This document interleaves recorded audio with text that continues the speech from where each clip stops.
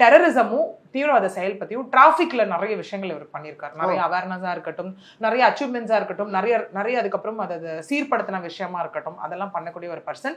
காவல்துறையில் வந்து ஒரு நல்ல நன்மதிப்பை பெற்ற ஒரு பர்சனா தான் இவர் வந்து அந்த இடத்துல இருந்துட்டு இருந்திருக்காருங்க. ஓகே, இதெல்லாம் தாண்டி இங்க என்ன அப்படின்னு பார்த்தோம்னா, இவர் ஓய்வு பெறாரு. ஓய்வு பெற்றதுக்கு அப்புறம் அந்த அமௌண்ட் எல்லாம் வச்சு ப்ராப்பர்ட்டிஸ் நிறைய வாங்குறாரு. நார்த்லயா இருக்கட்டும், பெங்களூர்லயா இருக்கட்டும், நிறைய ப்ராப்பர்ட்டி வாங்குறாரு. வாங்கி போட்டதுல தான் என்ன ஆகுதுன்னா, நம்ம சொல்றோம் இல்லையா, அந்த 2017 அப்புறம் ரிட்டையர் ஆனதுக்கு அப்புறம் இந்த பெங்களூர்ல இருக்க வந்து உத்தரகாண்டி, அதாவது உத்தரகாண்டின்ற பிளேஸ்ல தண்டேலி அப்படிங்கிற இடத்துல வந்து அவங்க தங்கச்சிக்கு ஒரு சொத்து வாங்கி தர்றாரு. ஓகே, இதுதான் இங்க டிஸ்பியூட்டட் ஒரு விஷயமா சொல்லப்படுது.